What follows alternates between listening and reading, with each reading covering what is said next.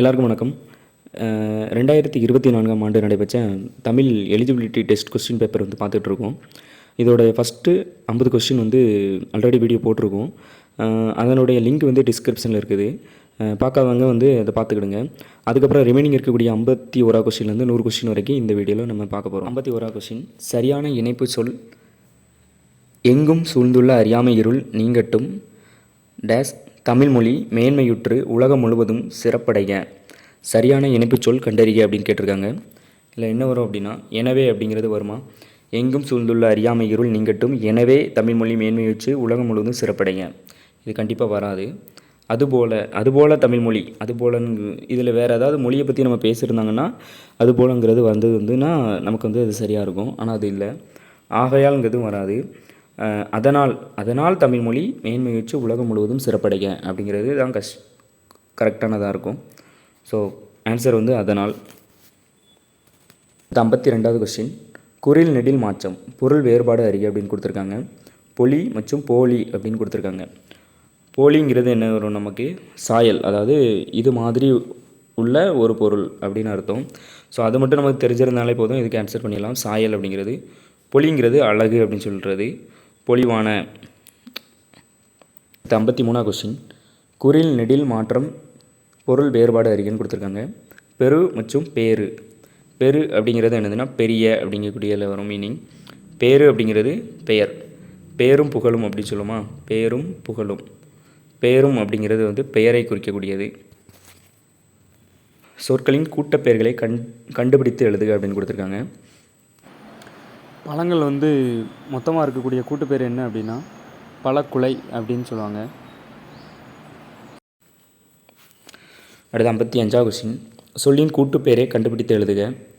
ஆட்டு கூட்டம் வராது, ஆட்டுப்பட்டி வராது, ஆட்டு கொட்டகை வராது, ஆட்டு மந்தை சரி. ஒருமை பன்மை பிழையச்ச தொடர் எதுன்னு கேட்டிருக்காங்க. அண்மையாவையும் புது ஆளையும் அவர்கள் வரவேற்றார்கள். ஃபஸ்ட்டு சரி. நம்ம எதுக்கும் கீழே உள்ளதை பார்த்துருவோம்.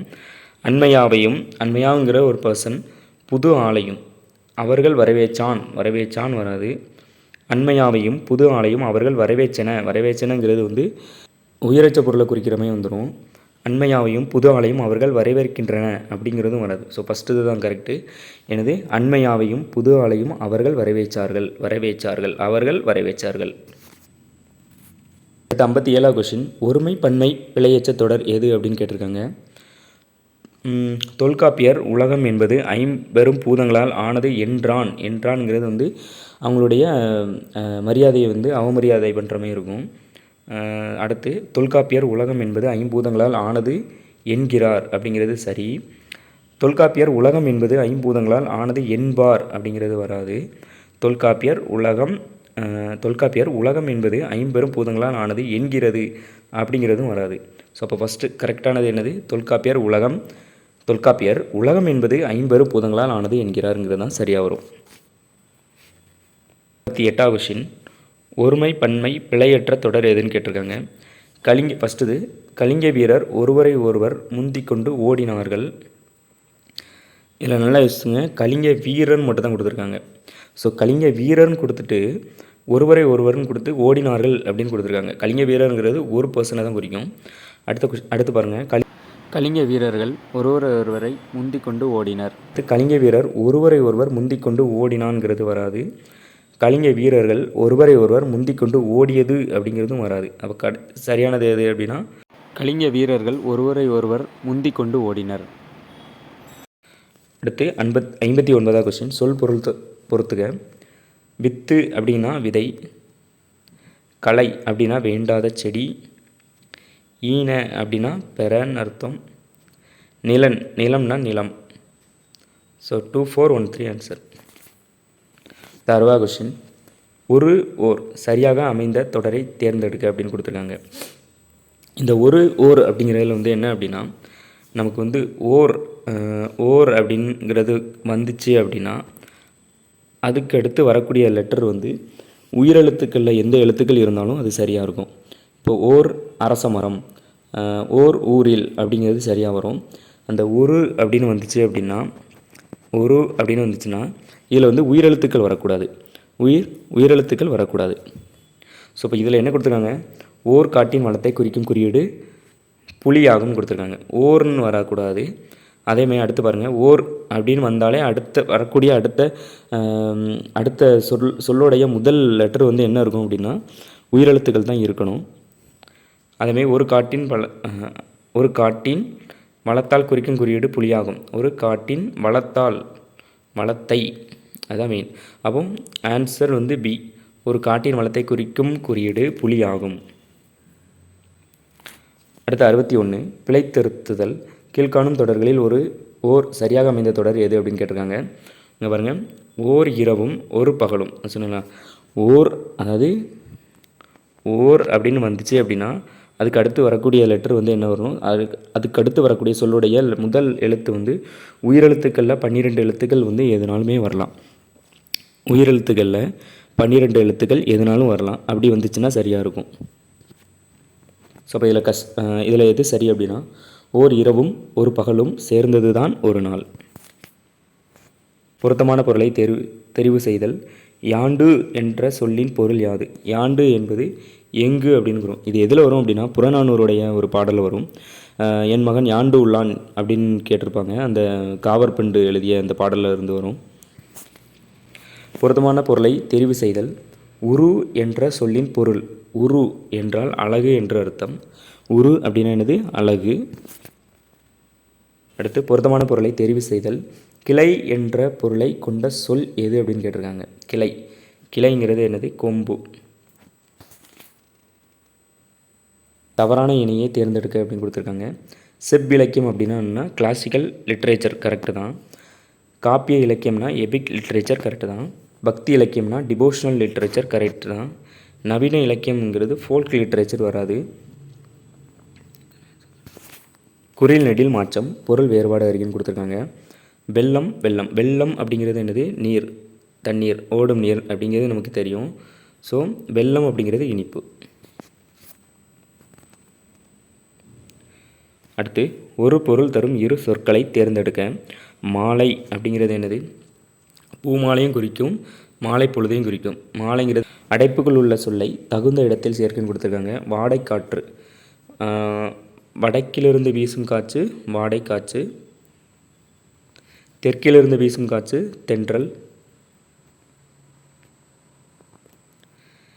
மேற்கிலிருந்து வீசும் காற்று குணக்கு.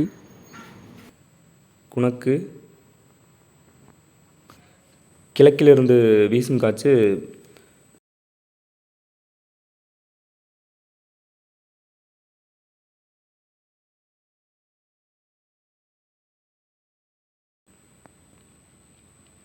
அடுத்து சரியான வினா சொல்லை தேர்ந்தெடுக்க. உன் வீடு டேஸ் அமைந்துள்ளது, எங்கே அமைந்துள்ளது அப்படிங்கிறது சரி. நாயன்மார்கள் டேஸ் பேர், எத்தனை பேர்? 71வது கொஸ்டின், பொருத்தமான காலத்தை தேர்ந்தெடு. முருகன் வந்தான் அப்படிங்கிறது என்னது, இறந்த காலம். முருகன் வந்தான் அப்படிங்கிறது இறந்த காலம். நிகழ்காலத்தில் வராது. நிகழ்காலத்தில் எழுதணும் அப்படின்னா முருகன் வருகின்றான் அப்படின்னு எழுதலாம். எதிர்காலம்னா முருகன் வருவான் அப்படின்னு எழுதலாம். அடுத்து 72, எழுத்து வழக்கு தொடரை கண்டறிக அப்படின்னு கொடுத்துருக்காங்க. வாருங்கள் சுவாமி வாருங்கள். சரியான பேச்சு வழக்கு தொடரை காண்க. இதோ எழுப்புகிறேன் அப்படிங்கிறது வந்து நம்ம வந்து இலக்கண முறையில் சரியாக எழுதுறது. எழுப்புகின்றேன் அது வராது, எழுப்புகின்றான் வராது. இதோ எழுப்புறேன்ங்கிறது வந்து நம்மளுடைய பேச்சு வழக்கு. அடுத்து சரியான நிறுத்தற்குறி இடப்பட்ட தொடரை கண்டறிய. யாழினி நிலாவிடம் நாளை சென்னைக்கு போகலாம் என்று கூறினாள். யாழினி நிலாவிடம் நாளை சென்னைக்கு போகலாம் என்று கூறினாள். சரியான நிறுத்தற்குறிகள் இடப்பட்ட தொடரை கண்டறிக. சேரர்களின் பட்டப்பெயர்களில் கொல்லி, வெற்பன், மலையமான் போன்றவை குறிப்பிடத்தக்கன. ஸோ இதில் ஒரு கமா மட்டும்தான் வரும். சேரர்களின் பட்டப்பெயர்களில் கொல்லி, வெற்பன், மலையமான் போன்றவை குறிப்பிடத்தக்கன. பிறமொழி சொற்களுக்கு இணையான தமிழ் சொல்லை கண்டறிக. எரடு அப்படிங்கிறது இரண்டு அப்படிங்கிற மீனிங்கில் வரும். எரடு அப்படின்னா இரண்டு. இதுக்கு முன்னாடி ஒரு கொஷினில் பார்த்துருப்போம். ஒஞ்சி அப்படின்னா என்ன அர்த்தம் அப்படின்னா ஒன்று அப்படிங்கிறத குறிக்கவும். இதில் வந்து எரடு அப்படின்னா இரண்டு. பிறமொழி சொற்களுக்கு இணையான தமிழ் சொல் கண்டறிய. வாலண்டியர் அப்படின்னா தன்னார்வலர். அடுத்து 78ஆம் கொஷின். நீ படிக்கவில்லையா என்ற வினாவிற்கு நான் எழுதுவேன் என்று கூறுவது இனமொழி விடை. ஒரு கேள்விற்கு அதுக்கு இணையான விடையை கூறுவது. உனக்கு கவிதை எழுத தெரியுமா அப்படிங்கிறதுக்கு கதை எழுத தெரியும் அப்படின்னு சொன்னால் அதுவும் இனமொழி விடை தான். நீ படித்தாயா என வினவிய போது நீயே படி என ஒருத்தவங்களை வந்து ஏவுற மாதிரி வரக்கூடியது என்னது? ஏவல் விடை. நீ கடைக்கு செல்வாயா அப்படின்னா நீயே செல் அப்படின்னு சொன்னால் ஏவல் விடைன்னு வரும். உவமையால் விளங்கப்பெறும் பொருத்தமான பொருளை தேர்ந்தெடுத்தல். குன்றேறி யானைப்போர் கன்றச்சால் என்னும் திருக்குறள் கூறும் உவமை பொருள். இது என்ன அப்படின்னா தன் கையில் பொருள் கொண்டு ஒரு செயலை செய்வது. குன்றேறி யானைப்போர் கன்றச்சால் என்னும் திருக்குறள் கூறும் உவமை பொருள் எது அப்படின்னா தன் கையில் பொருள் கொண்டு ஒரு செயலை செய்வது. அடுத்து 81. உவமையால் விளங்கப்பெறும் பொருத்தமான பொருளை தேர்ந்தெடுத்தல். நடுவூருள் நஞ்சு மரம் பழுத்துச்சு அப்படிங்கக்கூடிய திருக்குறள் எதை குறிக்குது அப்படின்னா ஊரின் நடுவில் நஞ்சு மரம் பழுத்து காணப்படுவது. அகழ்வாரை தாங்கும் நிலம் போல அப்படிங்கக்கூடிய உவமை கூறும் பொருள் என்ன அப்படின்னா பொறுத்து கொள்ளுதல். வாக்கிய அமைப்பினை கண்டறிய. கவிதா பாடம் படித்தால் தன்வினை வாக்கியம். பாடம் படித்தால். விடைக்கேற்ற வினா அமைக்க. 6 அறிவுடைய மனிதர்களை உயர்திணை என்பர். ஸோ அதில் கரெக்டான கேள்வி வந்து எது அப்படின்னு பார்க்கணும். யாரை உயர்திணை என்பர் அப்படின்னா என்னது? 6 அறிவுடைய மனிதர்கள். ஓகே, எது உயர்திணை எனப்படும்? எதுங்கிறது வந்து இதில் வந்து 6 அறிவுடைய மனிதர்களை பற்றி பேசியிருக்கிறதுனால அக்ரிணையில் வந்து நம்ம சொல்ல முடியாது. ஸோ எது அது இது வராது. உயர்திணையின் மறுபெயர் என்ன அப்படி எதுவும் கொடுத்துருக்காங்களா? இல்லை. உயர்திணையின் வகைகளை பற்றி சொல்லியிருக்காங்களா? இல்லை. ஸோ அகர வரிசைப்படி சொற்களை சீர் செய்தல். ஃபஸ்ட்டு அடுத்து வரும், அடுத்து வரும். ஸோ இதே மாதிரி எதுவும் இருக்கா அப்படின்னு பார்த்தீங்கன்னா இல்லை. ஸோ இதான் கட்டு. அந்நியர், அரிது, இரவலர், ஈதல். வினையின் பொருள் வேறுபாடு அறிதல். பணிந்து, பணித்து. பணிந்து அப்படின்னா அடங்கின அர்த்தம். பணித்து அப்படின்னா கட்டளை. அடுத்து ஒரு அகர வரிசையில் எழுதுக. ஸோ ஃபஸ்ட்டு நமக்கு என்ன வரும்? இத்து தான் வரும். ஸோ இத்து பார்க்கும்போது தே, அடுத்து தை, அதுக்கு இத்து, இந்து, இப்பு. இப்பு வந்து அதுக்கடுத்து தான் வரும். ஸோ பூனை, மான். இப்புக்கு அடுத்து தான் இம்மு. ஸோ இதுதான் கரெக்ட். கீழ்காணும் பெயர் சொற்களை அகர வரிசையில் எழுதுக. ஃபஸ்ட் நமக்கு ஆசிரியர் 2 இருக்குது. அடுத்து பழம். ஓகே. மனிதன் அதுக்கடுத்து தான் மா வரும். ஸோ இதுதான் கரெக்ட். நட வேர்ச்சொல்லை வினை முற்றாக தேர்ந்தெடுக அப்படின்னு கொடுத்துருக்காங்க. நட வேர்ச்சொல்லை வினைமுற்றாக தேர்ந்தெடு. வினை முற்று நடந்தான் அப்படிங்கிறது தான் வினைமுற்று. நடத்தல்ங்கிறது தொழிற்பெயரில் வந்துடும்.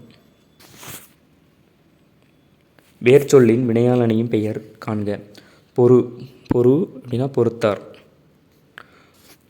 பொறுத்த அப்படின்னா பெயரச்ச விகுதியாயிரும். பொறுத்தல் அப்படிங்கிறது தொழிற்பெயர் விகுதியாயிரும். ஸோ இதான் ஆன்சர் பொறுத்தார். வேர்ச்சொல்லின் தொழிற்பெயர் காண்க அப்படின்னு கொடுத்துருக்காங்க. கொடு அப்படிங்கிறது என்னது? கொடுத்தல். வேர்ச்சொல்லின் தொழிற்பெயர் தல். அல்ங்கிற விகுதி பெற்று வந்துச்சு அப்படின்னா தொழிற்பெயர்னு சொல்லுவோம். சாந்தம் என்பதன் எதிர்ச்சொல் கேட்டிருக்காங்க. சாந்தம் என்பது டக்குன்னு பார்த்தோன்னே நம்ம அமைதின்னு போட்டுறக்கூடாது. சாந்தம் என்பதன் எதிர்ச்சொல் கேட்டிருக்காங்க. எதிர்ச்சொல் என்னது அப்படின்னா கோபம். பீடு என்னும் சொல்லின் எதிர்ச்சொல் தருக. பீடு என்றால் இழிவு.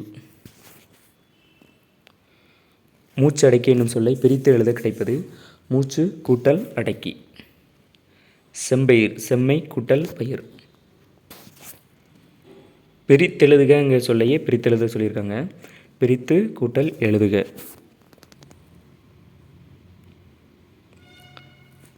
ஆங்கில சொல்லுக்கு நேரான தமிழ் சொல்லை எழுதுகன்னு கொடுத்துருக்காங்க. கிராஃப்ட்ஸ், கைவினை பொருட்கள். வாட்ஸ்அப், புலனம். ஸோ இப்போ இருக்கக்கூடிய நம்ம அன்றாடம் யூஸ் பண்ணக்கூடிய எல்லா அறிவியல் பெயர்கள் எல்லாமே இந்த இனிமேல் வரக்கூடிய அந்த 2025 குரூப் 4 வந்து கண்டிப்பாக கேட்கறதுக்கான வாய்ப்புகள் அதிகமாக இருக்குது. அதனால் வாட்ஸ்அப்பு, ஃபேஸ்புக்கு, ஆப்பு அந்த மாதிரி உள்ள எல்லா விஷயங்களும் வந்து நல்லாவே படித்து வச்சுக்கிடுங்க. அடுத்து சந்தி பிழையச்ச தொடரை கண்டறி. பாலை குடித்துவிட்டு பள்ளிக்கு புறப்பட்டான். ஸோ பாலை ஈக்கு வரும், குடித்துவிட்டு பள்ளிக்கு புறப்பட்டான். மரபு பிழைகளை நீக்கி எழுதுக. குயில் வந்து கூவும். ஸோ குயில் வந்து கூவும். அப்போ இதுதான் சரி. ஸோ எல்லாருக்கும் வணக்கம். இதுவரை பொறுமையாக இருந்து பார்த்ததுக்கு எல்லாருக்கும் நன்றி. இந்த வீடியோ பிடிச்சிருந்தனா லைக் பண்ணுங்கள், சப்ஸ்கிரைப் பண்ணுங்கள். வேறு எதுவும் இதில் எதுவும் டவுட்டு இருந்துச்சு அப்படின்னா கமெண்ட் பண்ணுங்கள். நன்றி, வணக்கம்.